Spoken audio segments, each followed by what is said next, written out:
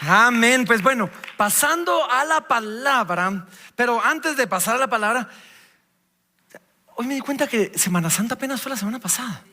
Siento que fue hace como un mes o no les ha pasado a ustedes. Varias veces me tuve que recordar en esta semana así como que, no, domingo pasado todavía fue Semana Santa. Y como apenas acaba de ser Semana Santa, todavía les puedo contar historias de Semana Santa. Así que déjenme contarles historias de Semana Santa. Una vez al año con mi familia tenemos el privilegio de viajar juntos, de irnos unos días de vacaciones. Y en Semana Santa lo hicimos y nos fuimos a Jamaica.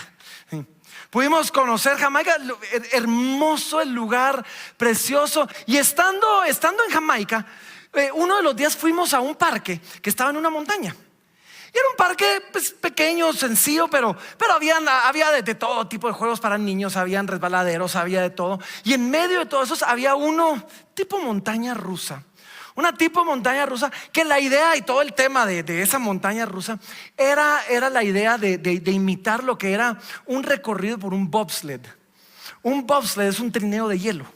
Un trineo de hielo que se usa en competencias olímpicas, donde hay una carrera que es increíble. Y entonces, estando ahí, todo esto porque Jamaica mandó un equipo, siendo un país tropical, mandó un equipo a las Olimpiadas de Invierno en 1988 a participar en la competencia, o sea, en las Olimpiadas de bobsled. Y hubo toda una película. ¿Cuántos vieron Jamaica bajo cero o Cool Runnings? Bueno, vamos a ver si de verdad la vieron. Vamos a hacer la prueba.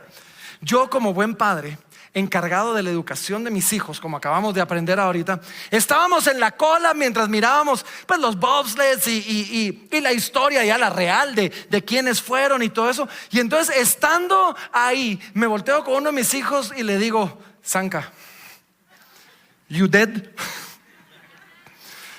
Y mi pobre hijo me voltea a dar con cara de ¿qué estás hablando? Y mi esposa me contesta: ya, man, o sea terrible, ¿no lo saben? No. Romanos capítulo, no son mentiras.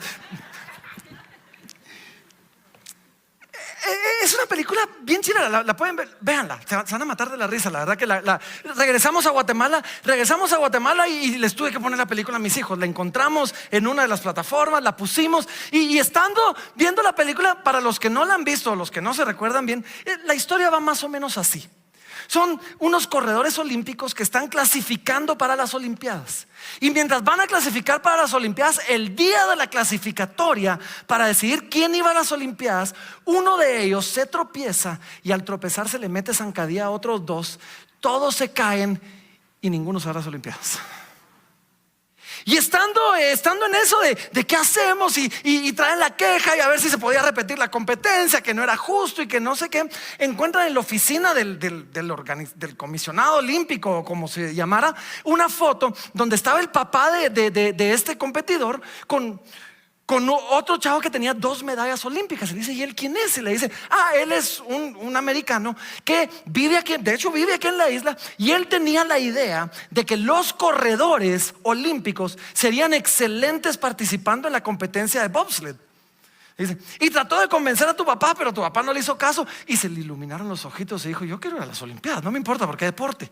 Y va y lo encuentra y lo convence, y al final los entrenan comienzan a entrenar para ir a las Olimpiadas, hasta que ya se van de viaje. Y cuando ya llegan, ustedes se pueden imaginar, fue el hazmerreír de todos. O sea, llegan 4 personas, o sea, vestidos tropicalmente, del color de piel equivocado, estando en el clima incorrecto, y todos los que los miraban se reían de ellos. Pero se topan con que eran el hazmerreír no solo por todo esto, sino porque resulta que su entrenador también había tenido problemas. Y es que el entrenador, en medio de todo eso, el entrenador había ganado 2 medallas olímpicas, pero después de eso había sido sorprendido que había hecho trampa. Había metido peso en el trineo para que el trineo fuera más rápido y ganara. Y cuando lo descubren, le quitan a él y a su equipo las medallas olímpicas, los humillan, y es algo terrible. Y entonces, cuando ellos llegan, tienen que enfrentarse a la resistencia, no solo de ser del país equivocado, del color equivocado, de todo equivocado, sino tener ahora al entrenador equivocado. Y bueno, comienzan a vencer todos esos retos. Y llega un momento, la noche antes de que el equipo ya va a participar, uno de ellos le quiere hacer una pregunta a su entrenador. Y miren, es una pregunta que cuando yo lo vi con mis hijos, tuve que poner pausa. Tuve que poner pausa en la película y les digo, ¿vieron eso? Entonces, ¿qué? Digo, retrocedí la película y le digo, vamos a volverlo a ver y vamos a discutir esto. Y vamos a platicar esto porque esto era demasiado importante. Y es algo que pues, en la película sonaba bonito, pero para nosotros, para la vida, es increíblemente importante. Miren lo mejor, les voy a enseñar un pequeño clip de la película. Quiero que lo vean y después vamos a platicar de esto. Así que miren esto rapidito. Entrenador. ¿Sí? Le preguntaré algo.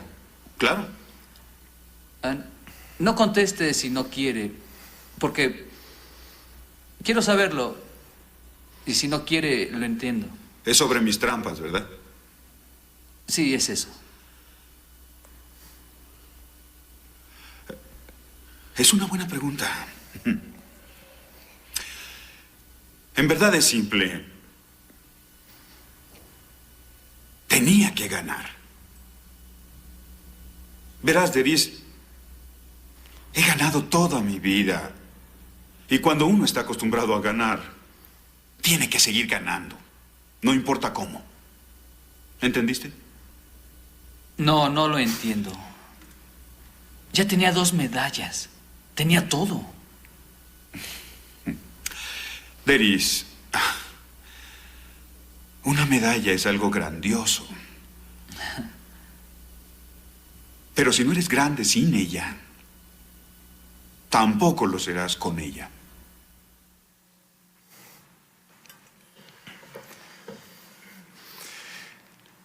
¿Por qué hiciste trampa? Es que tenía que ganar. Es que si yo ya no tenía la medalla, yo ya no valía. Es que la medalla al final era lo que me daba mi valor.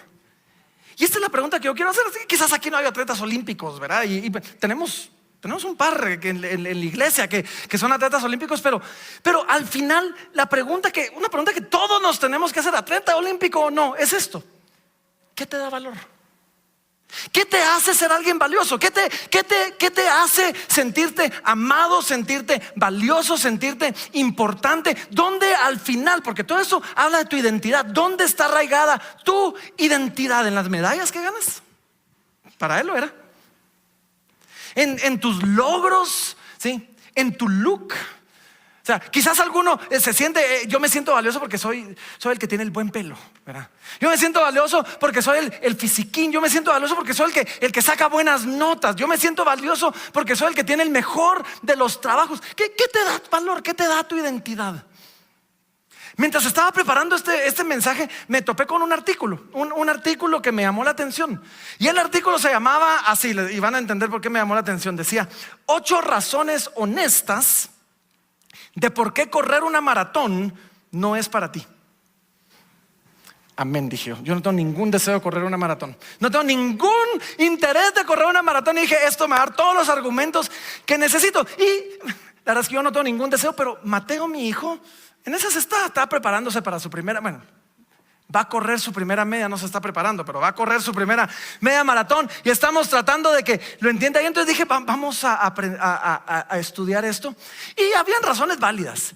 Una de las razones decía, cuando ya estás corriendo para una maratón, como que te roba lo divertido de correr. Yo dije, nunca ha sido divertido para mí, así que eso no aplica. Nunca ha sido divertido para mí. Después decía, o sea, el daño que le puedes hacer a tu cuerpo, a tus rodillas, a tus articulaciones, todo eso. Y yo dije, por eso es que no corro una maratón. Pero el número 7, la razón número 7 me llamó la atención. Porque la razón número 7 básicamente decía así, número 7, no tienes nada que probar. Dije yo, otra vez, ¿qué me hace valioso? ¿Qué me hace sentirme importante? Que corrí una maratón, que gané una medalla, con el ejemplo que acabamos de ver de los jamaiquinos. ¿Qué me hace sentir importante? Mi trabajo, mis logros, mi familia, mi apellido, mi look. O sea, ¿qué es lo que me da valor? ¿Qué es lo que me da identidad? ¿Sí? Y ojo, no estoy hablando en contra de los que han corrido una maratón. Si tú has corrido una maratón, Dios te bendiga.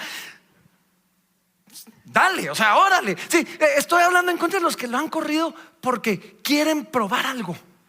No tienen nada que probar. No tenemos nada que probar. Y saben, me llamó la atención porque por todos lados, esto es un tema que comienzo a ver. Es como que el mundo estuviera comenzando a descubrir algo nuevo que no es nada nuevo. Y ese algo nuevo es, no tienes nada que probar. Y claro, el mundo está descubriendo lo a medias. Porque básicamente el mundo nos quiere decir, tú eres suficiente. Para lo cual yo digo, de ninguna manera. O sea, ni tú, ni yo, ni ninguno de nosotros es suficiente. Pero ya están descubriendo algo. Me sentí cuando leí esto como cuando Jesús tuvo una discusión una vez con un escriba. Y estaban discutiendo acerca del amor, del gran mandamiento, el amor de Dios y todo esto. Y cuando él responde así medio, más o menos. Y Jesús le dice, no estás lejos del reino. Yo cuando veo este tipo de artículos digo, por ahí va la cosa, no estás lejos del reino. No va mal. Sí, la idea está ahí, solo que está enfocada en la persona equivocada. Donde el mundo se enfoca en que tú eres todo lo que necesitas. No, la Biblia nos enseña que hay alguien que es todo lo que necesitamos y podemos encontrar nuestra identidad en él. Pero me estoy adelantando. Ahora, ¿a dónde voy con esto? Hoy estamos retomando nuestro estudio de la carta de Romanos. Vamos a pasar casi todo el año estudiando la carta de Romanos. Y antesito de Semana Santa pasamos 6 semanas estudiando los primeros 3 capítulos de Romanos. Y para los que no lo escucharon, déjenme darles un resumen. En Roma había una iglesia y en esa iglesia habían cristianos judíos y cristianos no judíos, gentiles. Y estos, pues los judíos son expulsados y cuando regresan a Roma se encuentran con una iglesia ya gobernada por gentiles y comienza a haber choque, a haber pleito. Y los judíos básicamente su rollo era decir, nosotros somos judíos. Somos los recipientes de la ley. Somos el pueblo del pacto. Somos los de la circuncisión. Y por lo tanto ellos se sentían que valían más que los demás. Y los primeros 3 capítulos de Romanos básicamente se tratan de Pablo demostrándole al judío y al gentil: todos somos pecadores, todos estamos perdidos, no hay justo ni aún uno. Sí, todos nosotros, tú y yo, somos más pecadores de lo que pensamos, más pecadores de lo que nos gustaría admitir, más pecadores de lo que nos sentimos cómodos de pensar. Y por lo tanto, ojo, la gracia de Dios es más grande de lo que pensamos. Pero entonces la idea de Pablo era decir, hey, todos pecaron, todos están destituidos de la gloria de Dios, no hay justo ni aún uno. Y si tú viniste a esto, Dios te bendiga y regresaste, porque fueron 6 semanas donde ustedes tuvieron que aguantar que la palabra de Dios, pues a través de su servidor, les dijera, son pecadores, y ustedes dijeron amén. La segunda semana les dije, son muy pecadores. La tercera semana les dije, están totalmente depravados. Y bueno, aguantaron todo eso y al final comenzamos nosotros a ver ya un poquito destellos de la gracia, destellos del evangelio, destellos y entonces ¿qué hacemos? Y de eso se trata esto. Estamos arrancando la segunda parte, donde ya vamos a hablar, donde la primera serie se llama la justicia de Dios. Porque si todos somos pecadores, estamos sujetos a la justicia de Dios. Ahora entramos a la segunda parte que se llama la gracia de Dios. Vamos a estar hablando de los capítulos 4, 5, 6, 7 y 8. Hasta que hagamos una pequeña pausa. Pero después de oír que somos pecadores una y otra vez, y si hice bien mi trabajo entenderlo, y que ya todos ustedes sepan que son pecadores, no deja de quedarnos un mal sabor en la boca. Algo que dice, bueno, ¿y entonces qué? Ok, soy pecador, soy re pecador. Y entonces, ¿qué hago? ¿Sí? ¿Qué hacemos? ¿Cómo nos salvamos? Si todos estamos destituidos de la gloria de Dios, ¿cómo regresamos a Dios? Y de eso se trata esta sección. Así que la gran conclusión de la primera parte fue esta. En Romanos 3, 28 dice así: concluimos pues que el hombre es justificado por la fe sin las obras de la ley. Y nos da esa pequeña introducción de lo que va a ser. Y ahora Pablo sigue con su argumento. Y sabiendo que siguen habiendo judíos romanos ahí, judíos cristianos ahí, comienza entonces invocando un personaje que todos iban a conocer: Abraham. Así que acompáñenme ahora sí, Romanos capítulo 4, versículo número 1. Romanos capítulo número 4, versículo número 1 comienza diciendo así, dice: ¿qué pues? diremos que halló Abraham nuestro padre según la carne. Y comienza haciendo esa alusión, nuestro padre, porque con ese nuestro padre todos los judíos iban a decir amén. O sea, me está hablando a mí. Sí, Abraham era el padre de los judíos, era el padre de la fe. Pero Abraham, en medio de todo esto, siendo el padre de la fe, tenemos que preguntarnos, ¿qué lo hizo especial a Abraham? ¿Qué fue lo que Abraham hizo en la carne? ¿Qué fue lo que Abraham hizo que lo hiciera tan especial, tan famoso? ¿Será que fue su carácter? ¿Será que fue su obediencia? ¿Será que fue su valor? O sea, ¿qué hizo Abraham? Y la realidad, y lo que vamos a ver es que no es nada de eso. Abraham era un hombre común que venía de un lugar pagano, de una tierra pagana. Es más, era un hombre que teniendo 75 años, porque a los 75 años lo llamó el Señor, teniendo 75 años no tenía hijos, su esposa era estéril, no había podido tener ningún hijo, y por lo tanto, cuando Dios le da una promesa de vas a tener un hijo, no había nada en él que pudiera cumplir esa promesa. No había nada en él, o sea, él ya no podía hacerlo. Pero, y eso es lo que vamos a aprender, pero Abraham le creyó a Dios. Abraham le creyó a Dios, y esa fe, no su carácter, no sus logros, no sus obras, esa fe fue lo que Dios valoró en Abraham. Y cuando Dios vio esa fe, dijo, este es un hombre justo. Y Dios lo declaró como un hombre justo, no por quién era, no por lo que había hecho, es por cómo le había creído. Versículo número 2, miren lo que sigue diciendo, dice, porque si Abraham fue justificado por las obras, tiene de qué gloriarse, pero no para con Dios. Y aquí nos presenta quizás la pregunta que vamos a estar tratando de responder el día de hoy. ¿Por qué es tan importante que la salvación sea por fe y no por obras? ¿Por qué es tan importante que entendamos eso? Y es que es importante que entendamos esto, porque la importancia radica en que todo tiene que ver con quién se lleva la gloria. Y dice, si Abraham fue justificado por lo que él hizo, tiene de qué gloriarse, o sea, tiene de qué creerse, tiene de qué llevarse la gloria, pero no tiene para con Dios.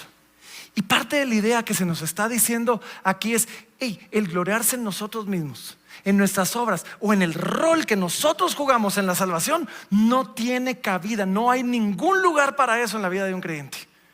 El único que se lleva toda la gloria de la salvación es Dios. El único que merece toda la gloria de decir, yo fui el que lo hice, es Dios. Y algunos dirían, pero Abraham fue tipazo. O sea, se nos dice que fue una gran nación, se nos dice que fue muy importante, y quizás lo fue para con los hombres.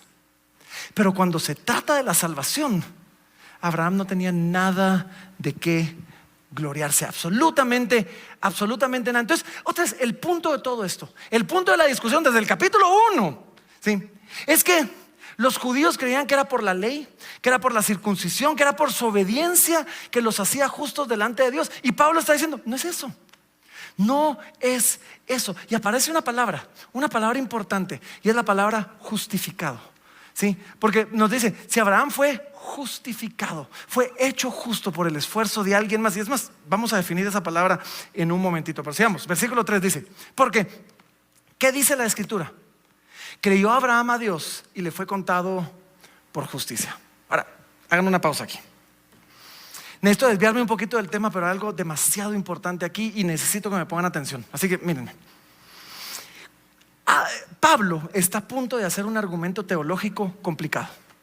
O sea, Pablo se va a meter a hablar teología controversial para los judíos. Esta era una teología complicada, era una teología difícil. Todo su ser se estaba resistiendo a esto de que no es por obras, es por la fe. No, hombre, pero si hemos sido el pueblo que obedece.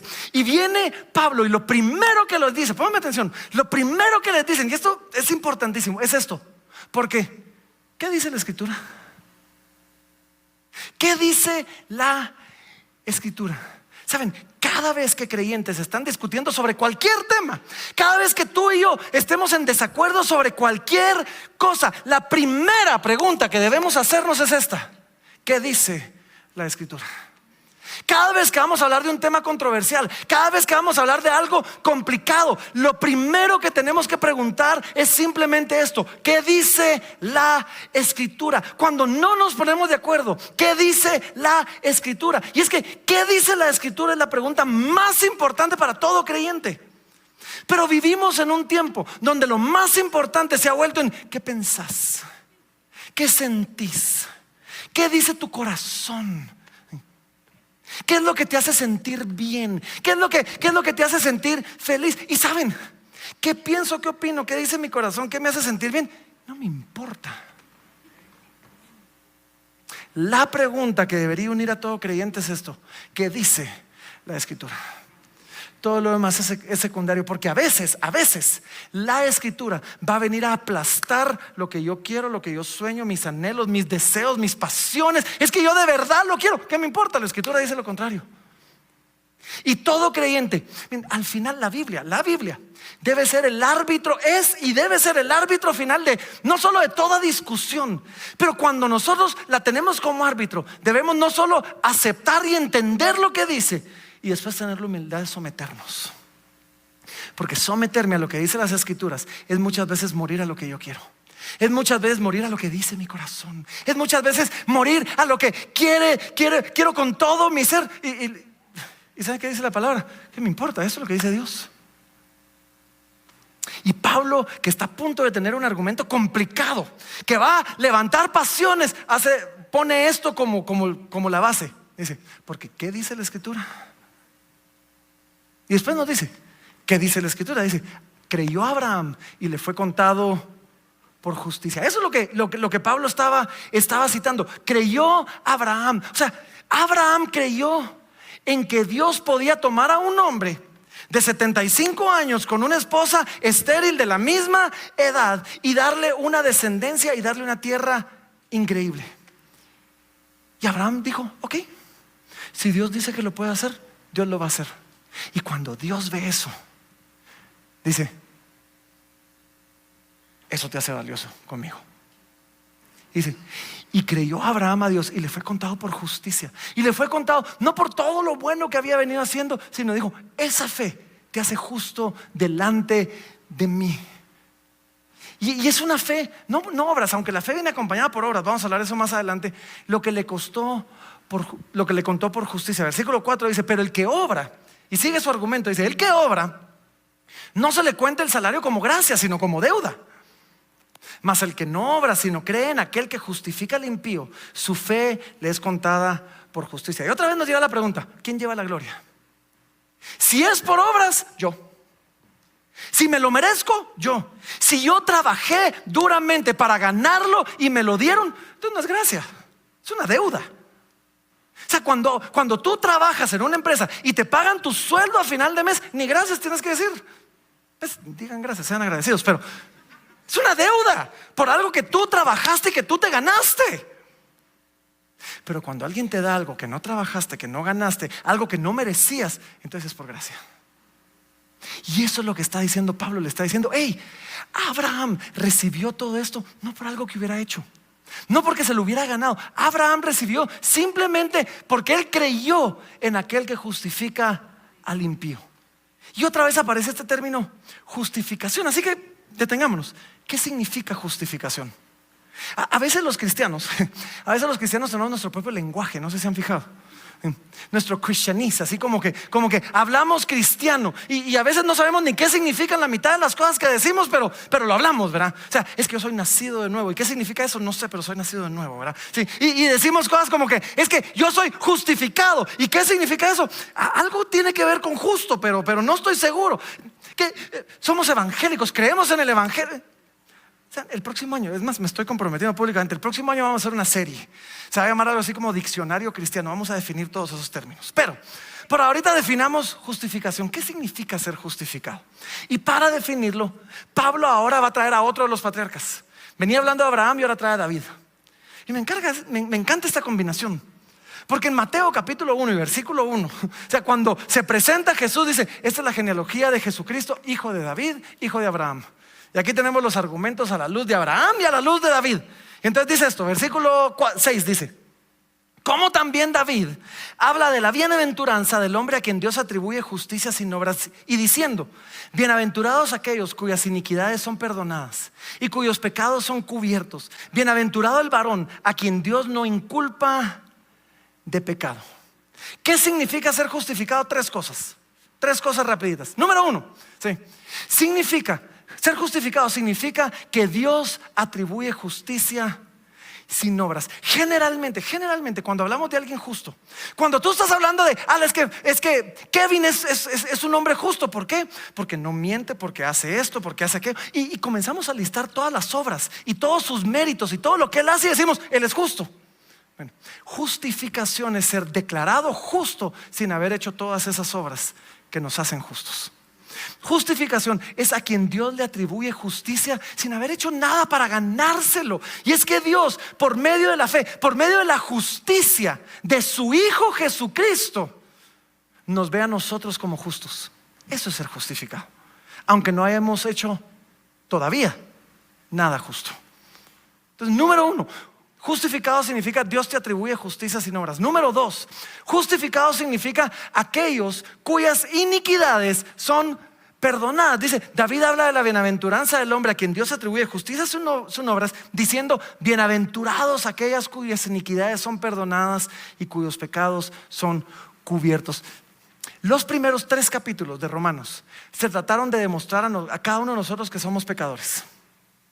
Y otra vez, si yo hice bien mi trabajo como predicador y los ancianos que predicaron junto conmigo hicimos bien nuestro trabajo, yo espero que ya todos aquí sepan, somos pecadores. Somos muy pecadores, somos re pecadores. Bueno, justificado significa, a pesar de eso, Dios ve tu pecado y te perdona. Eso es ser justificado. Es que Dios ve y Dios ve y dice, Ale, yo veo tu pecado y reconozco que, y te perdono. Y voy a cubrir ese pecado. Sí, el justificado es aquel que aún siendo pecador ha sido perdonado. Sus pecados han sido cubiertos. Pero lo lleva todavía un poquito más lejos. Y es que número 3, ser justificado es ser no inculpado de pecado. Y esto es mi favorito, porque terminaba diciendo eso: bienaventurado el varón a quien el Señor no inculpa de pecado. Y es que cuando yo me presento delante de Dios, mi pecado no es ignorado. No es que Dios diga, no, vamos a hacer como que no pasó nada. Mi pecado no es ignorado, mi pecado es perdonado. Y por lo tanto, y esa es la parte que me encanta, ya no se me declara culpable de mi pecado.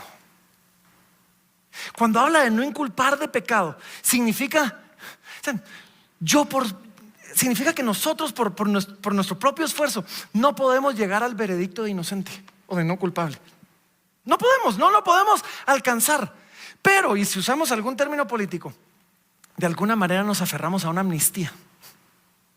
Nos aferramos a esta amnistía, invocamos una amnistía, y cuando llegamos delante del juez del universo, Él dice, acepto esa amnistía a tu favor. Y entonces justificado al final significa, la justificación no hace que el pecado no sea pecado. O sea, no es que querramos hacer de menos nuestro pecado. No, la justificación no hace que el pecado no sea pecado. La justificación no hace que se ignore el pecado. La justificación simplemente hace que no se nos culpe de pecado.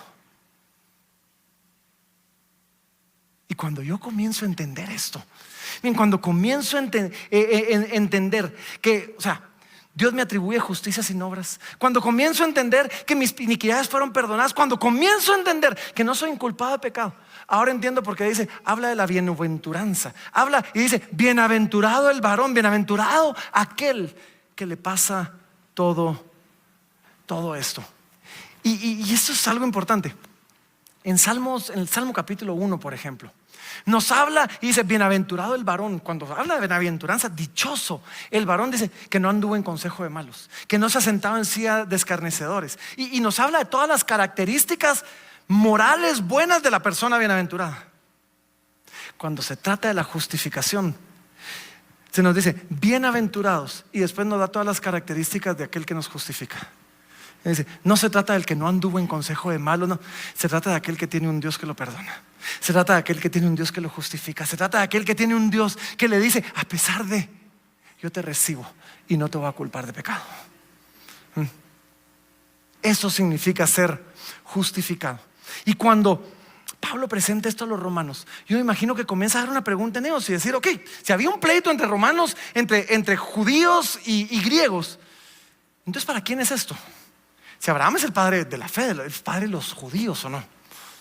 Entonces viene versículo número 9, dice: ¿es pues esta bienaventuranza solamente para los de la circuncisión, los judíos, o también para los de la incircuncisión, los gentiles? Porque decimos que a Abraham le fue contada la fe por justicia. ¿Cómo pues le fue contada? ¿Estando en la circuncisión o en la incircuncisión? Miren, ahorita parece trabalenguas, pero no se me pierdan, es sencillo. Dice: no en la circuncisión, sino en la incircuncisión. 11 dice: y recibió la circuncisión como señal, como sello de la justicia de la fe que tuvo estando aún incircunciso, para que fuese padre de todos los creyentes no circuncidados, a fin de que también a ellos la fe les sea contada por justicia, y padre de la circuncisión, para los que no solamente son de la circuncisión, sino que también siguen las pisadas de la fe que tuvo nuestro padre Abraham antes de ser circuncidados. Entonces, si los primeros versículos que les leí hoy estábamos hablándole a los judíos, ahorita se le abrieron las orejas a los no judíos, porque está diciendo: esto también es para ti. Sí. Y es que este era el punto. Dice: Abraham fue declarado justo en el capítulo 12 de Génesis, y se le mandó que se circuncidara en el capítulo 15 de Génesis. Y entre el capítulo 12 y el capítulo 15, ¿alguien se atreve a pensar cuántos años pasaron? ¿Alguien? 24 años. Lo cual significa: Abraham fue declarado justo a los 75 y fue circuncidado a los 99. Y durante 24 años él fue justo sin haber sido circuncidado. Y es que los judíos decían: no es que la circuncisión es todo. No, durante 24 años Abraham fue justo sin haber sido circuncidado. Y es que no se trata de eso. Y después nos explica: la circuncisión es simplemente una señal externa de algo que Dios ya hizo internamente. Esto es importante para nosotros, porque las buenas obras, por ejemplo, son simplemente un reflejo externo de lo que Dios ya hizo en nosotros. El bautismo es simplemente un simbolismo externo de lo que Dios ya hizo en nosotros. La Santa Cena, miren, la Santa Cena es una confirmación de nuestra fe. No nos hace creyentes, nos afirma como creyentes. Entonces dice: la circuncisión no hizo que Abraham fuera justo. Fue una señal que se dio después, que hablaba de la justicia que Dios ya había puesto ahí. Y por eso dice: esto es para todos. Y por eso es que cuando hablábamos de Abraham, nuestro padre, aquí menciona 3 veces a Abraham como padre. Dice: es padre de los incircuncisos. Y después dice: es padre de los de la circuncisión. Y después nos dice: es padre de todos los que siguen los pasos de él. ¿Cuáles son los pasos? La fe. Abraham creyó y le fue contado por justicia. Así de sencillo. Y sigue diciendo, versículo 13: porque no por la ley fue dada a Abraham o a su descendencia la promesa de que sería heredero del mundo, sino por la justicia de la fe. Porque si los que son de la ley son los herederos, vana resulta la fe y anulada la promesa, pues la ley produce ira, pero donde no hay ley tampoco hay transgresión. Entonces miren, si Abraham fue declarado justo y hasta 24 años después se le dio la circuncisión, no fue sino hasta 400 años después que se les dio la ley. Ni la circuncisión ni la ley nos hacen justos. Es la fe que vino mucho antes que todo eso. Eso nos declaró justos. Esa es la discusión que se está teniendo acá. Y entonces Pablo dice: no fue por la ley. Y no es que la ley sea mala. No, la ley tiene un propósito hermoso. Y es que el propósito de la ley es enseñarnos qué es lo que le agrada a Dios, cuál es la voluntad moral de Dios. El propósito de la ley es enseñarnos nuestro pecado, de cómo rompemos y cómo nos desviamos de la voluntad moral de Dios, y después nos enseña nuestra incapacidad de cumplirla y por lo tanto nuestra desesperada necesidad de un Salvador. Y en la gracia se nos dice: y este es el Salvador, Jesús.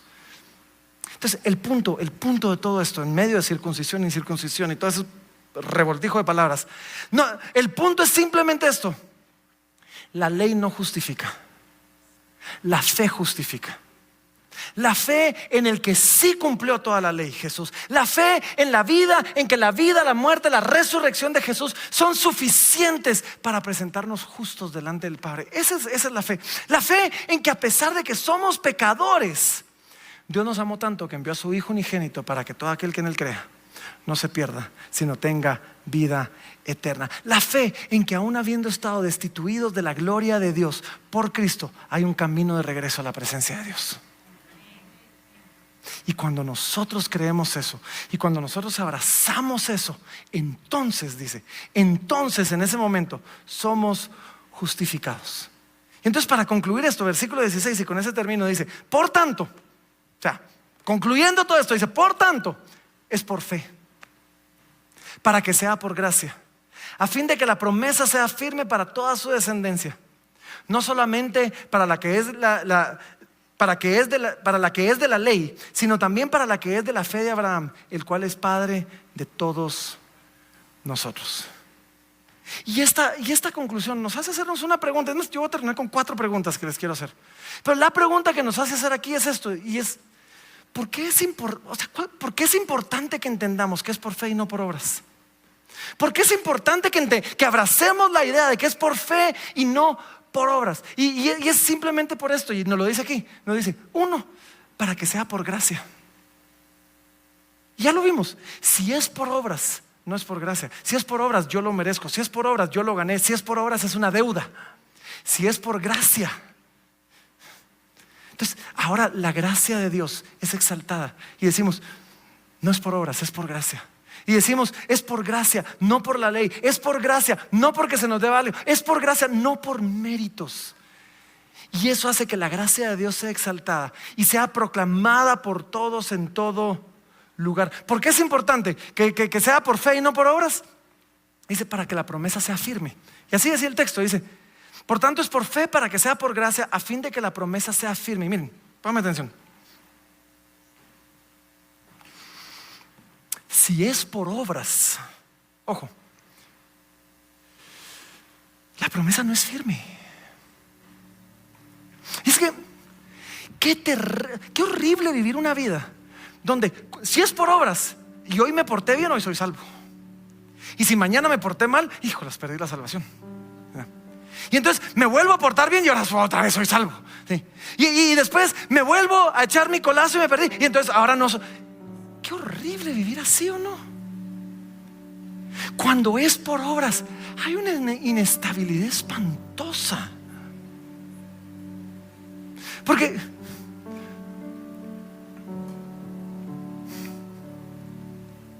cuando es por fe, cuando es por gracia, es firme, porque está basado en algo y en alguien que no cambia.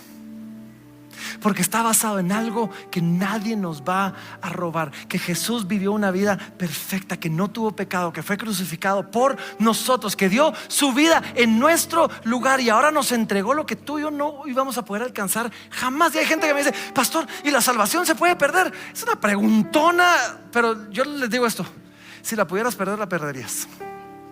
Te lo garantizo. Yo te garantizo que si yo la puedo perder, la pierdo. Pero ¿cómo voy a perder algo que no gané? Entonces dice, ¿para qué? Para que la promesa sea firme, para que no dependa de cómo me estoy portando en este momento. No depende de tus obras, depende de las obras de otros, las obras de Jesucristo. Nadie nos puede robar eso. Y después dice, ¿por qué es necesario que sea por fe y no por obras? Para que sea para todos. Si es por la ley, es para los judíos, punto. Ellos son los que recibieron la ley. Si es por la gracia, si es por la fe, es para todo aquel que cree. Eso nos incluye a nosotros. Ahora, una segunda pregunta, y tal vez regresando a donde comenzamos. ¿Qué me da mi valor? ¿Qué me da mi identidad? ¿Qué te hace valioso? ¿Qué te hace querido? Pues ya vimos que no eran tus medallas, como para los de la película. No son mis logros, no es si corrí la maratón o no la... ¿Qué me hace valioso? Y es que cuando mi valor está arraigado en la obra de Jesús, nada me puede robar eso. Pero si mi valor está arraigado en mis logros, ¿qué pasa cuando yo soy el que estoy acostumbrado a siempre sacar 100 puntos y ahora resulta que nadie me contrata y que no tengo trabajo? ¿Qué dice eso de mi valor? Esos 100 puntos no valían de nada. ¿Qué pasa cuando mi valor está arraigado en que yo soy el que tengo el buen pelo y me quedo pelón? Sin faltarle respeto a los pelones. Pero si eso era donde estaba mi identidad y lo perdí, ahora perdí mi valor. ¿Qué pasa si mi valor estaba basado en que yo soy el que hace las pesas y soy el fisiquín y me engordo? O sea, es terrible basar en eso. Por la gracia de Dios, este año llevo 25 libras perdidas. Este año, este fin de semana me comí un panqueque y subí 2. Un panqueque es terrible. O sea, si en eso baso mi identidad, qué horrible, ¿o no? Hoy la tomo, mañana la pierdo, ¿verdad? Si mi identidad está basada en que yo soy el que tiene plata, el que hace los negocios, y mañana hay recesión y pierdo todo, ¿qué te da tu valor? ¿Qué te hace valioso? ¿Qué define tu identidad? Lo que Pablo está diciendo es: no son tus obras, no es tu obediencia, no es si veniste todos los domingos a la iglesia sin falta. Vengan los domingos a la iglesia sin falta, por favor, pero no es eso. Si eso es lo que me define, qué horrible, ¿no? Pero lo que me hace valioso ante Dios es cuando yo volteo a ver y le digo: Señor, yo no tengo nada que ofrecer, yo no puedo nada de eso, pero tú puedes. Yo confío en que tú puedes hacerlo por mí. Y entonces dice: y Francisco creyó a Dios y le fue contado por justicia. Ahí es donde se arraiga mi identidad.